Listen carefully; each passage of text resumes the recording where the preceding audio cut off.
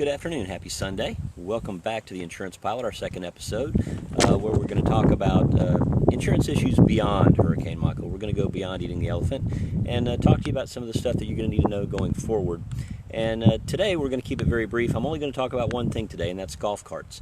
I know not everybody out there owns a golf cart, but they're more and more common. You see them on the streets all the time. There are more cart-friendly neighborhoods.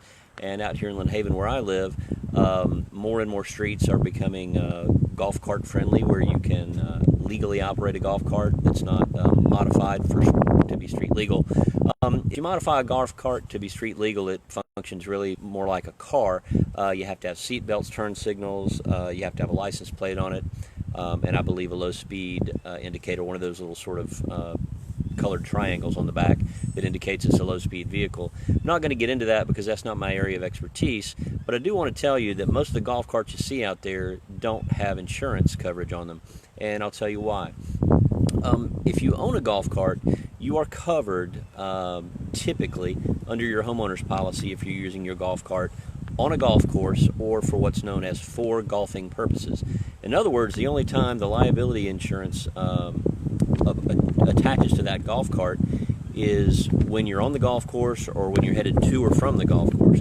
So if you're headed to the 19th hole, or you're loaded up at your car and then you're headed from your car to the first tee box, you're covered. But if you decide, oh, well, you know, I've got a friend that lives over here, I'm going to zip by his house and have a drink after my round of golf, and you, say, hit somebody that's a pedestrian, if you're run over, if you make a cut in the street and somebody hits you, hurts you, damages their vehicle, you're not covered, chances are. And I can tell you, in the neighborhood I live in, we see kids blazing around on golf carts here all the time, invariably headed to the pool or something, and you've got a couple of kids driving, you got 2 or 3 kids hanging off the back, having a good old time. And as a matter of fact, a pretty good friend of ours not long ago had sort of a disagreement with a golf cart where he was using a skateboard and a ski rope and ended up at an ER visit and setting a broken bone. Things like that, as I said, are not typically covered. You have to cover those very specifically. Good news is it's very, very inexpensive to do, and it's very, very easy to do. 2 ways to do it, really. Number one, many homeowners insurance policies will allow you to endorse the policy to include 2 things. The first is liability. That's the big issue for us right here today, because if a couple of kids are injured, let's say they take a turn too wide and pull out in front of a vehicle and you get some serious injuries, you're going to look at an awful lot of bills. Second of all, you can cover the damage to the cart itself. If you smash up a cart, you may want a new one, and you may want an insurance company to pay for it, and that certainly can be done. Those 2 kind of coverages generally can be added on to your homeowner's policy with most homeowners insurance companies. Very inexpensive, very easy to do, and very convenient because you don't have another bill to worry about, you don't have other things. And it's also tends to be very expensive and very easy to do because the insurance company already has your insurance and they already have a great deal of your information, and they don't have to go through the underwriting process really again. So it's sort of an efficiency issue. The second way you can do it, though, is you can cover it as you would an ATV or an RV, something such as that, on something that looks very much like an auto insurance policy. And what you would do is you would underwrite it separately. You would have a separate policy for it. It's a little more expensive that way, and it takes a little more time, but it also might be to your advantage because any loss you have to your golf cart, any accident, wouldn't cause you a problem with your homeowner's insurance. So it wouldn't really count against you on your homeowner's insurance policy. And I know that a lot of us that have had big claims are concerned about having a series of claims which would cause you to get canceled. We certainly don't want to do that. Now, generally speaking, if you add coverage to your homeowner's policy, you're looking at something probably in the $50 to $60 a year range. Very, very inexpensive. It's almost always less than $100.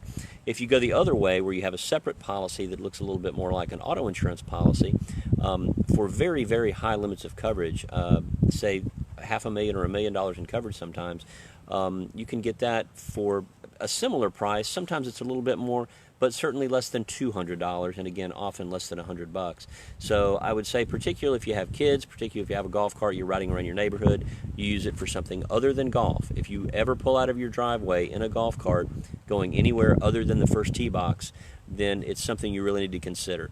And you're talking about a great bargain. If you're going to spend less than $100 a year, how can you turn that down when you think of the potential for someone making a wrong turn, someone falling out of a cart, someone pulling in front of a vehicle, or a kid doing something they really shouldn't be doing. And it doesn't matter. You can tell your kid not to do it. I've got teenagers at home. They're good kids, all three of them. They really are. But I can't say they've done everything I've asked them to do every single time.